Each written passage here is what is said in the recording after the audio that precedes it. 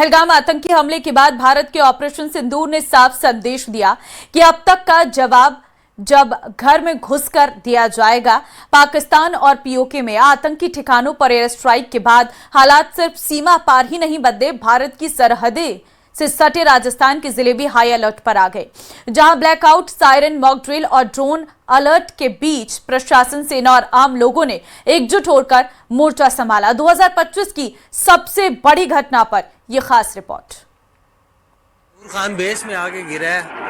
ये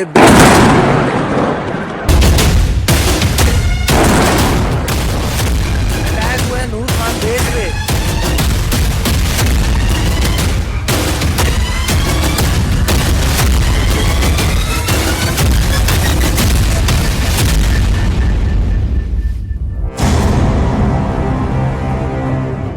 पहलगाम में हुए आतंकी हमले के बाद भारत ने ऑपरेशन सिंदूर चलाकर आतंकियों को मुंहतोड़ जवाब दिया। अब आतंकियों की बची खुची जमीन को भी मिट्टी में मिलाने का समय आ गया है।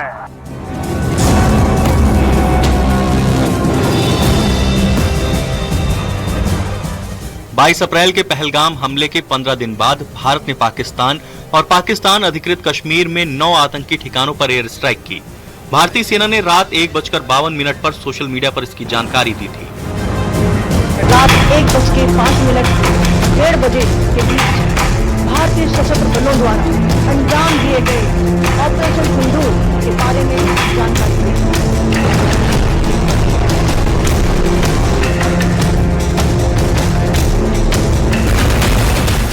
इनमें जैश-ए-मोहम्मद के 4, लश्कर-ए-तैयबा के 3 और हिजबुल मुजाहिदीन के 2 ठिकाने शामिल हैं।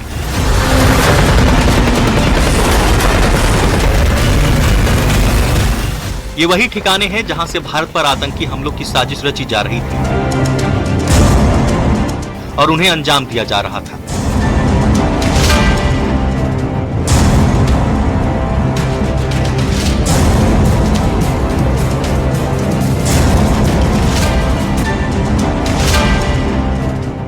ऑपरेशन सिंदूर की जवाबी कार्रवाई में 8 मई की सुबह से ही पाकिस्तान लगातार भारत से सटे बॉर्डर इलाकों में हमला करने लगा, जिससे जंग के हालात बन गए। पाकिस्तान ने भारत के 15 से ज्यादा सैन्य ठिकानों पर हमले की कोशिश की।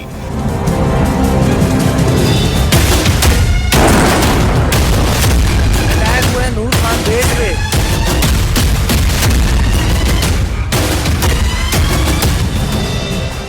जिसे भारत ने S-400 डिफेंस सिस्टम से नाकाम किया।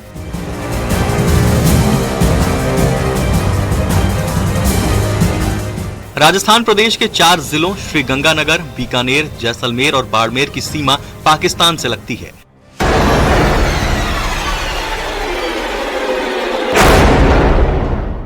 ऐसे में यहां पर प्रशासन खास तौर पर अलर्ट रहा। 9 मई की रात करीब 9 बजे राजस्थान के जैसलमेर में पाकिस्तान ने एक साथ कई हार्पी ड्रोन से हमला किया,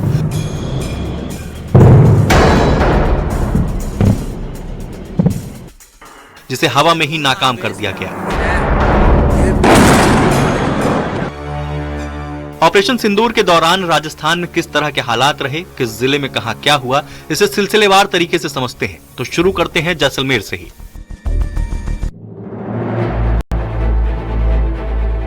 ऑपरेशन सिंदूर के दौरान जैसलमेर के आसपास पाकिस्तानी ड्रोन देखे गए और कुछ मिसाइलें दागी गईं, जिन्हें भारतीय वायुसेना ने निष्क्रिय कर दिया।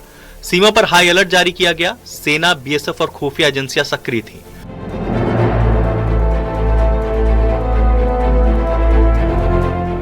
सीमावर्ती गांवों में जासूसी के आरोप में कई लोगों को पकड़ा गया। गृह मंत्रालय के निर्देश पर जैसलमेर किले सहित पूरे शहर में बड़े पैमाने पर मॉक ड्रिल हुई। ब्लैकआउट एक्सरसाइज भी की गई।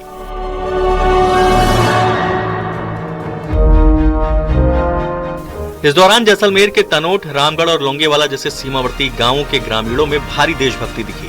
तोपखाना रेजिमेंट ने अपने हथियारों का शस्त्र पूजन किया, जो उनके मनोबल को बढ़ाता था। जैसलमेर ऑपरेशन सिंदूर के दौरान एक संवेदनशील क्षेत्र था, जहां तनाव, सुरक्षा तैयारियां और स्थानीय लोगों का उत्साह चरम पर था। बिस्मिल्लाहिर्रहमान। 9 मई की रात को ही जैसलमेर और बाड़मेर जैसे जिलों में बाजारों को शाम 5 बजे बंद करने और शाम 6 बजे से सुबह 6 बजे तक पूर्ण ब्लैकआउट लगाने के आदेश दिए गए। राजस्थान की सरहदी धरती बाड़मेर में प्रशासन, सेना और आमजन तीनों ने मिलकर ऑपरेशन सिंदूर के दौरान अद्भुत समन्वय और राष्ट्रभक्ति का परिचय दिया। भारत की ओर से पाकिस्तान के बीच संभावित खतरे को देखते हुए जिला प्रशासन ने शहर में आपातकालीन सायरन बजवाए, जो पिछले कई वर्षों में पहली बार जनता ने सुनी।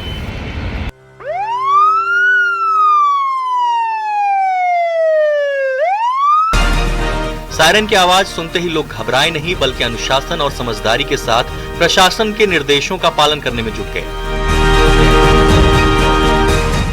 सुरक्षा कारणों से बाड़मेर शहर और आसपास के इलाकों में पूर्ण ब्लैकआउट किया गया। खास बात ये रही कि लोगों ने बिना किसी दबाव के स्वेच्छा से घरों, दुकानों और सड़कों की लाइट बंद कर दी। ऑपरेशन सिंदूर के बाद युद्ध की स्थिति के बीच जिला प्रशासन ने भी मोर्चा संभाले रखा। पुलिस, होमगार्ड और अन्य सुरक्षा बलों की तैनाती बढ़ाई गई। सीमावर्ती क्षेत्रों में चौकसी और गश्त को कई गुना सुदृढ़ किया गया। ऑपरेशन सिंदूर के दौरान श्रीगंगानगर जिले में हालात चुनौतीपूर्ण जरूर रहे, लेकिन प्रशासन और आमजन के समन्वय से स्थिति को नियंत्रित रखा गया। प्रशासन ने जिला नियंत्रण कक्ष को सक्रिय रखा और पुलिस, चिकित्सा, नगर परिषद के साथ ही आपदा प्रबंधन से जुड़े विभागों के बीच निरंतर समन्वय स्थापित किया। संवेदनशील क्षेत्रों में अतिरिक्त पुलिस बल की तैनाती की गई। ऑपरेशन सिंदूर के दौरान ब्लैकआउट और ऑपरेशन शील्ड के अंतर्गत सिविल डिफेंस मॉकड्रिल का आयोजन भी लगातार किया जाता रहा, जिसके जरिए आम नागरिकों के साथ ही स्कूली बच्चों को भी आपात स्थिति से निपटने का अभ्यास कराया गया। ब्लैकआउट के दौरान निर्धारित समय पर शहर की लाइटें बंद कर अभ्यास कराया गया, जिससे खतरों से बचाव की रणनीति समझाई जा सके।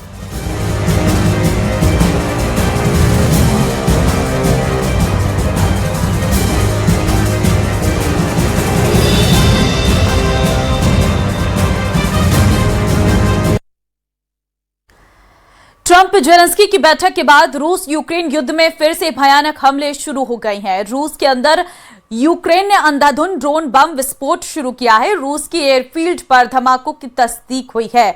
उधर मारियुपोल में मिलिट्री मुख्यालय पर हमले में रूस के 51 सैनिकों के मारे जाने की जानकारी आई है। इस बीच प्रेसिडेंट जेलेंस्की ने धमकी दी है कि यूक्रेन को 50 साल से कम की सिक्योरिटी गारंटी मंजूर नहीं है, जिससे बढ़ के पुतिन ने रूसी जनरल को डॉनबास और जापोरिजिया पर हमला कर जल्द कब्जा करने को ऑर्डर दे दिया है।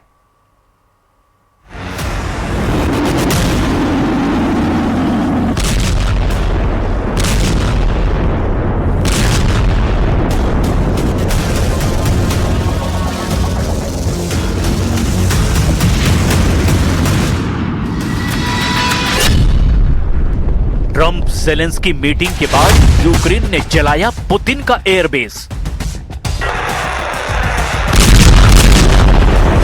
फ्लोरिडा मीटिंग फ्लॉप होने के बाद यूक्रेन ने उड़ा डाला रूस का ड्रोन बेस।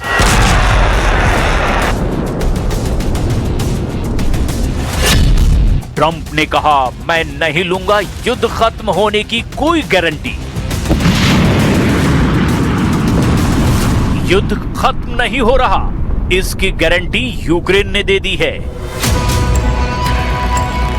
रूस पर भयानक डबल अटैक करके ज़ेलेंस्की ने अपने खौफनाक इरादे जाहिर कर दिए हैं। ज़ेलेंस्की ने सुपर पावर और पुतिन का मैक्सिमम प्रेशर न मानने का ऐलान किया है।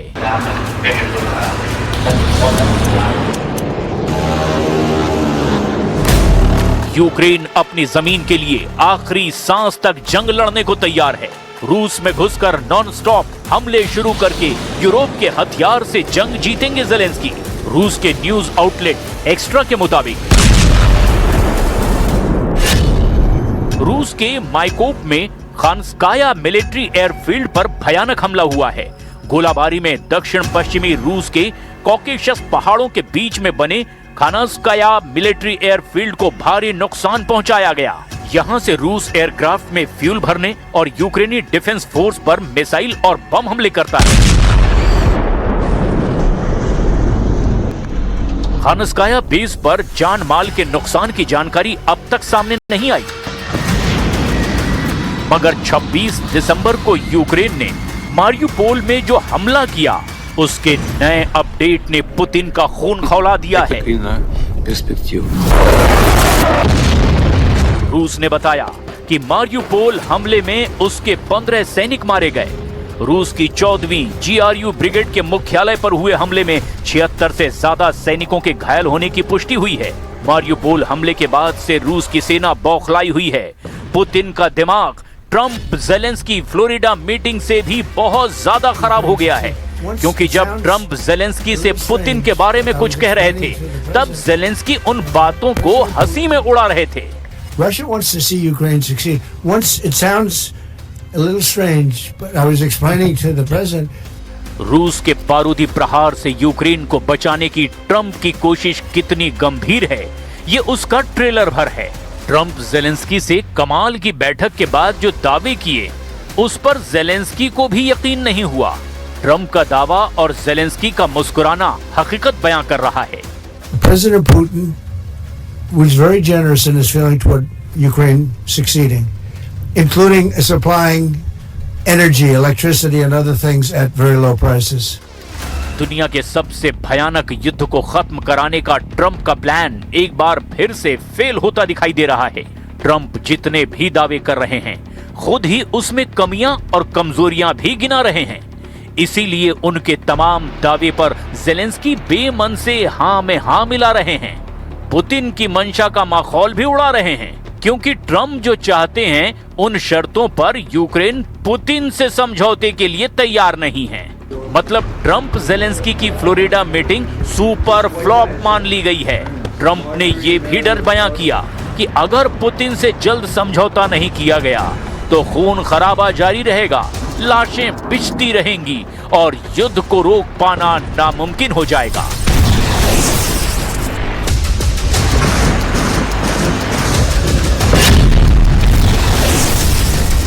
I know you sound an optimistic note here, but what happens in a few weeks if things sputter?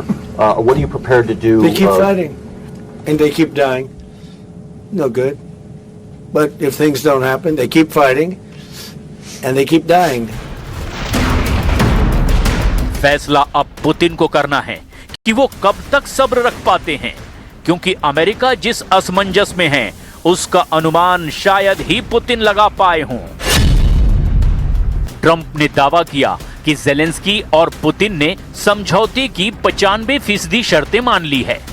Trump ने दावा किया कि ज़ेलेंस्की से मीटिंग और पुतिन से फोन पर बात करके उन्होंने युद्ध समझौते को फाइनल स्टेज पर लाने की तैयारी कर ली है।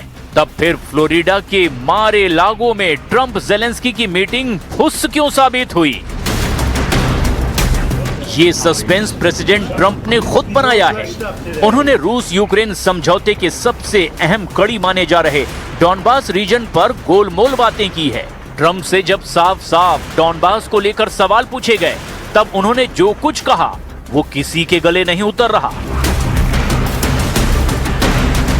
Have you agreed on the so-called free trade zone on Donbass? How to separate the sites? How to make the separation line? Who will be responsible? The word agreed is too strong. I would say not agreed, but we're getting closer to an agreement on that, and that's a big issue. Certainly, that's one of the big issues. Donbas पर Putin किसी भी तरह की रियायत देने के लिए तैयार नहीं है। पुतिन को हर कीमत पर डॉनबास चाहिए, क्योंकि इसे बफर जोन बनाकर वो क्राइमिया तक सेफ रूट बनाना चाहते हैं। जैसे ही पुतिन के पास डॉनबास का कंट्रोल आता है, यूरोप के उनके दुश्मनों की हालत खराब होनी तय है। डॉनबास पर पुतिन का कब्जा होते ही बाल्टिक देश रूस के निशाने पर आ जाएंगे। इसीलिए यूक्रेन में लोग ये मान रहे हैं कि पुतिन को डॉनबास देने पर भी युद्ध खत्म होने की उम्मीद नहीं की जा सकती। Переговори потрібно і домовлятися, розмовляти потрібно, особливо з нашими партнерами. Але чи змінить одна зустріч хід війни? На жаль, ні. Ми бачимо свого ворога, ми знаємо, що його розмови не зупиняють. Зупиняє тільки сила, і цю силу на зараз надають саме наші військові. Тому ці розмови навряд чи зможуть зупинити.